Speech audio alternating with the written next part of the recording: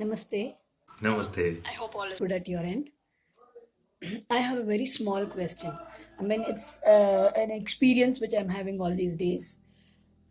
ಸ್ವಲ್ಪ ದಿನದಿಂದ whenever I go to temple and Suttakatti ಪ್ರದಕ್ಷಿಣೆ ಮಾಡಿ ನಮಸ್ಕಾರ ಮಾಡಬೇಕಾದ್ರೆ when I stand in front of God and close my eyes, I suddenly feel the sense of everything getting freezed out. ಸುತ್ತಮುತ್ತ except for me and at some times ಎದುರುಗಡೆ ಇರೋ ದೇವರು ಬಿಟ್ಟು ಇನ್ನು ಎಲ್ಲದು freeze out feeling as if I'm standing somewhere in the Himalayas ಆ ಥರ ಏನೋ ಫೀಲ್ ಬರುತ್ತೆ ನನಗೆ. And I thought this was happening only with this ದೊಡ್ಡ ಆಂಜನೇಯ ಟೆಂಪಲ್, ಗಣೇಶ ದೊಡ್ಡ ದೇವಸ್ಥಾನ ಇದೆಲ್ಲ ಅಲ್ಲಿ ಮಹಾಲಕ್ಷ್ಮಿ ಲೇಔಟಲ್ಲಿ ಅಂತ. But it happens to me. ನಾನು ಮೊನ್ನೆ ಗುರುಪೂರ್ಣಿಮೆ ದಿನ ದತ್ತಾತ್ರೇಯ ದೇವಸ್ಥಾನಕ್ಕೆ ಹೋಗಿದ್ದೆ. Even there I felt that like it was so bustling with people. But the moment I stood in front of the deity and I closed my eyes, as if there was nobody else other than me and the guard, and everything was freezed. Do you have anything to say about it? I'm waiting for your reply. Thank you and namaste. I believe you have another question for me. I have a certain question and some clarifications as well. ಇತ್ತೀಚಿನ ದಿನಗಳಲ್ಲಿ we have been hearing a lot about enlightenment, right? So I just want to know, because I have heard that enlightenment happens within a microsecond or things like that. So my question is, first thing is, what is enlightenment? I know it may be hard to define, but then what is enlightenment? And second question is, does everybody's enlightenment be the same? Like if you say you are enlightened and tomorrow with all my things, if I get enlightened, does our enlightenment remains the same or be the same, or each one of us have our own enlightenment is my question. I hope to hear back from you soon. Thank you, Anjali, for both these questions are related to each other, and I shall be answering both of them in one go. See, you talk about visiting a temple or a couple of temples and you feel as if everything is frozen around you, as if time comes to a standstill, as if nothing exists except you, which is fantastic. Now, if you look at Patanjali's Yoga Sutras, all the effort of a yogi is to reach the state of samadhi. Let me tell you and congratulate you that you have been able to reach this stage of samadhi, albeit just as a fraction and probably without trying too much. Let me combine both your questions and tell you that what you've been having is the first glimpse of samadhi, which according to Patanjali himself is what we call as savitarka samadhi. See, he divides samadhi itself into two major parts, the sabija samadhi and the nirbija samadhi. The Sabija Samadhi is again divided into two parts, the Samprajñata Samadhi and the Asamprajñata Samadhi. In the Samprajñata Samadhi, again, Patanjali divides the types of Samadhi into four: Savitarka, Savichara, Ananda and Asmita. And he divides the Asamprajñata Samadhi into Nirvitarka, Nirvichara, Ananda to Asmita, and Asmita to Nirbija. And of course, Nirbija Samadhi is the ultimate goal. And he says there's another level above this called the Dharma Mega Samadhi. Of course, this is the highest of all. Now, let me link you your first and the second question. The words enlightenment, liberation, moksha, kaivalya, nirvana, samadhi, all these things mean the same. And you rightly said, of late, the word enlightenment, I think it was D.T. Suzuki, a very famous Japanese Zen master, who started using the word enlightenment in English to explain the ultimate state that is reached through Zen. Zen again is a apabhransha, it's a broken form of dhyana.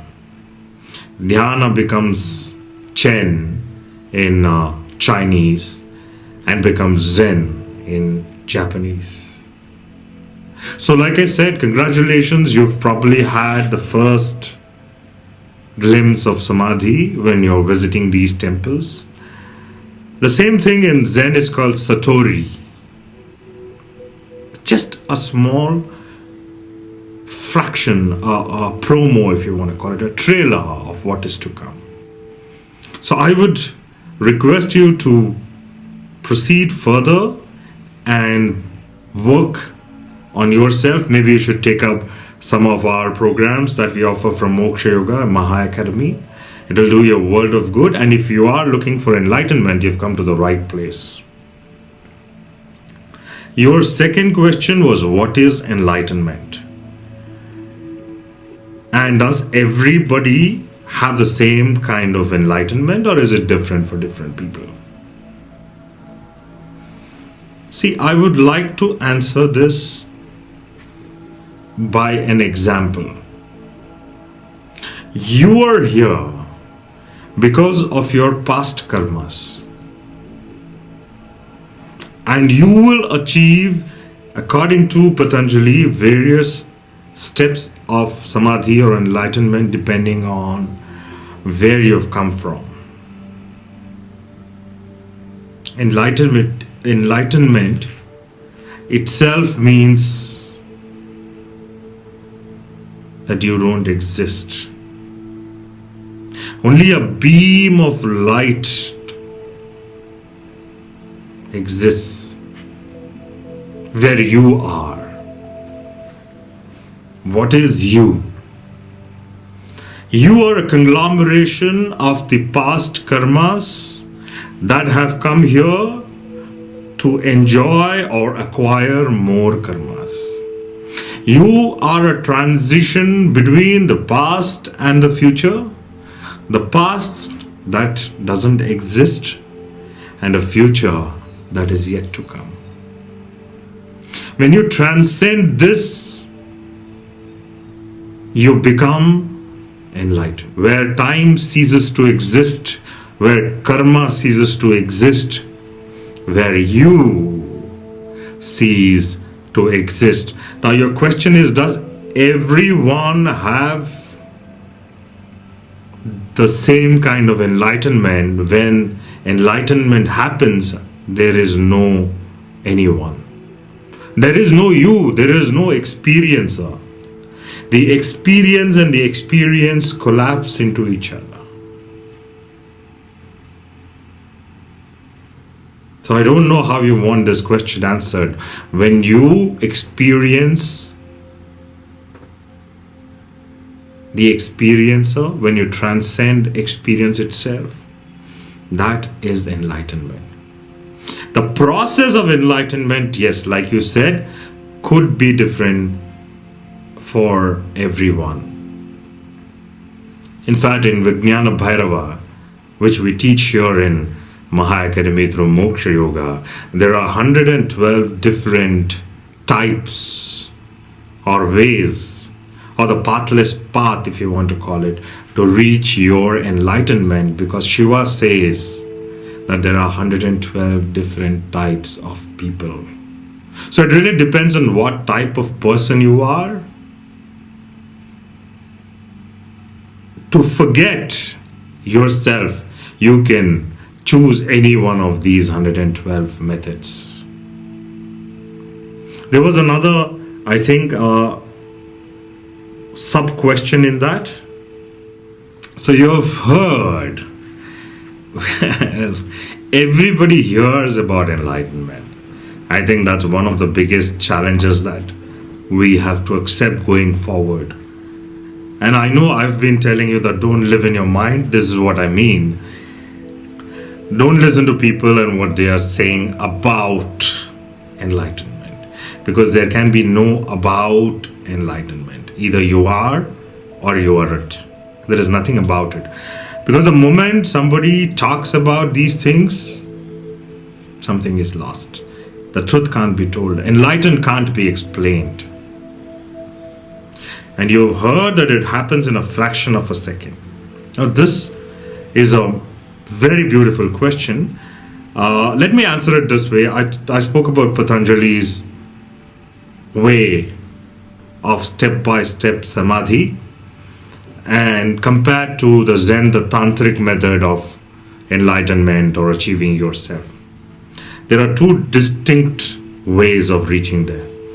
Yoga is a very aggressive, male-oriented discipline where Patanjali leads you one by one, step by step from, he starts from how you should live, from yama and niyama, and he takes you forward, making you cross from the pranamaya kosha and the manomaya kosha, the energy body and the mind itself, and he goes into higher and higher planes. And even when you reach, for example, when you start after you have done your asanas and you have done your pranayama, he says start with pratyahara, which is like the first step of going inside you, which I like to call as involution. And then he takes you another step further. He says that there's something called a dharana, where you adopt a technology or a methodology to start your journey towards the ultimate consciousness or enlightenment. Then he says there is something called dhyana, which is deeper, and he talks of both concentration and defocusing. Then he takes you further deep and he says there is something called samadhi, and again in samadhi he divides it into 10 parts, going up to the dharma mega samadhi. Now this is one method where you go step by step, you go very aggressively, you take control and position of your body, mind, and the process that you're doing, and this is the yogic way into enlightenment. The other way of doing it is through the Zen method or the tantric method, where there are no steps. You surrender, and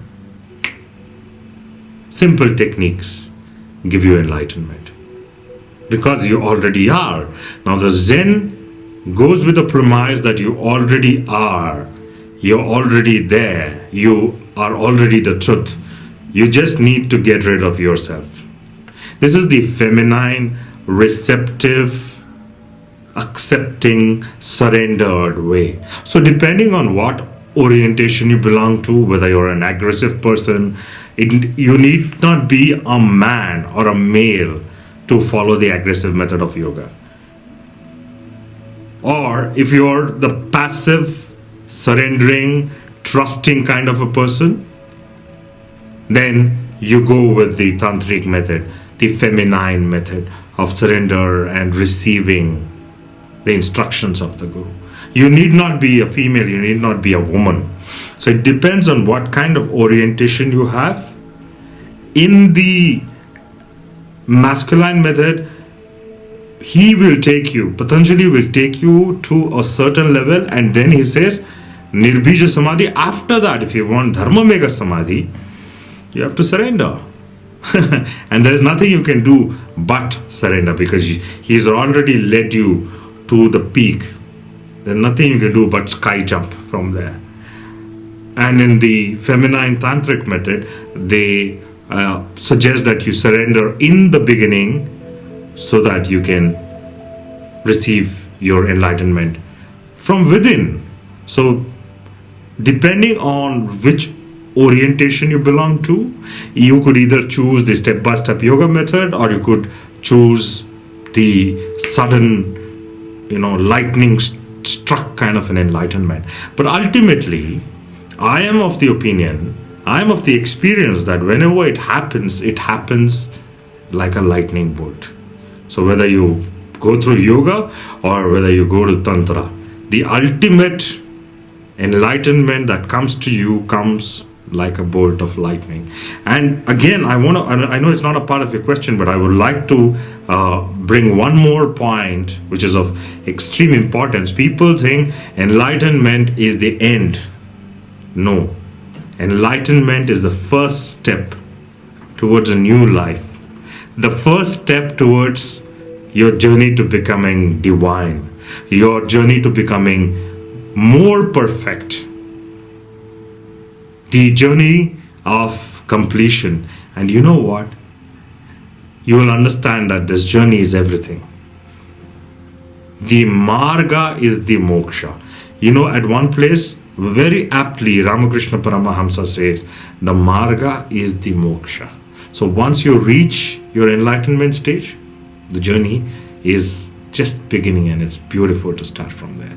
I hope this answers your question. I know it's been a longish answer, but your question was not very normal. So thank you for asking these questions, and I request the other viewers also, if you have any queries and questions, do drop in your video questions, or you could mail it to me. We have all the details put here in the description, so you can mail your questions, record your questions, you can do anything. I am available here to answer all your queries. Shambho Ramnatha. Jai Gurunath.